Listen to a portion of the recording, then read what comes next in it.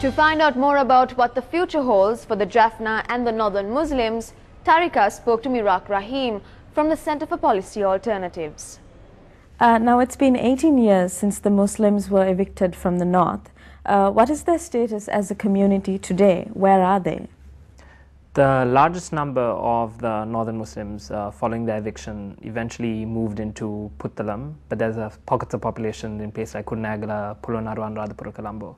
So the large bulk of them continue to be in displacement. Some of them have tried to settle into various communities, others continue to live in welfare camps, and that forms the largest population.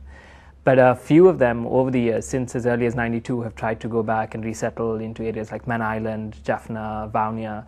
So you have still small pockets of the population who've tried to resettle, but in general, most of them continue to live in displacement.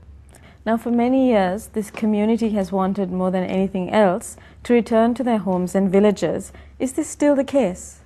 Yes, there is a really deep-seated kind of desire to try and go back to their homes and back to their communities and rebuild their lives.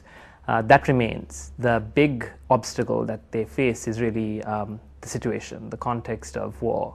And one of the big challenges that they will bring up when you talk to them in interviews will always be that their fear of the war and their fear of being re-evicted.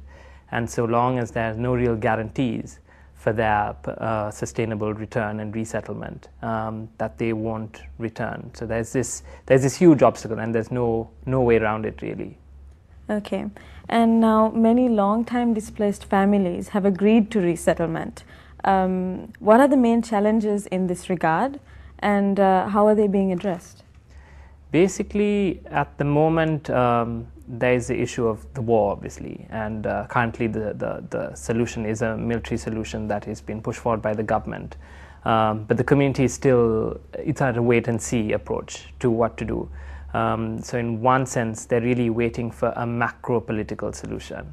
But at the same time, there are pressures to resettle because, as you know, certain areas of the north have now been, the LTT has been forced to withdraw from those areas, and they've been opened up to resettlement, or they're hoping, the government is hoping to open them up. And so then in that sense, when those areas open up, there will obviously be a pressure on the communities to try. But again, there's this underlying feeling because these are communities which have experienced war over, 2 decades. And so there is always this expectation that this is just another phase of the war. And so in that sense, people are so used to the war, peace, that they're really not willing to kind of gamble on their lives to go and resettle and then face redisplacement. So it's really that, like the whole macro-political situation that is a big obstacle.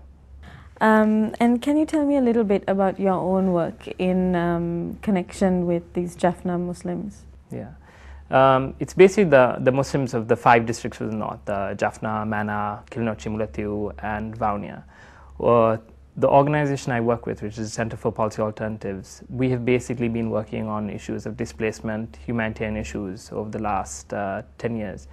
And what we've tried to do through the work is basically do research, so to try and highlight what are the key underlying issues that these communities face. And second is to try and do advocacy around it. So suggest policy proposals to take up by the government, humanitarian actors, at the same time do litigation on behalf of the displacement communities.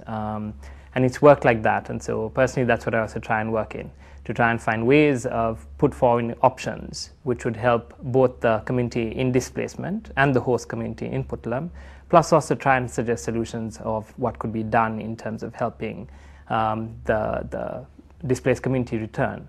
And I think one critical thing is to keep that issue on the agenda, because I think in a sense, like the northern Muslims, and you can say the displaced communities at large throughout the northeast and even the border areas, that there's a lot of, as movements and developments take on, there's a lot of challenge in actually trying to keep their issues on the table, because the media attention goes up and goes down, and it's to try and also keep the policymakers' interest in the issue and to work on the structural issues about rations, making sure that rations are improved and they're not the 1995 cost, which is what they currently are, and try and find ways of improving people's facilities, basic services, things like that. Okay, and finally, going by past experience, how do you see the Muslim community's role and involvement in the resolution of the conflicts, assuming that the current context of the conflict will be behind us soon or even later? Yeah.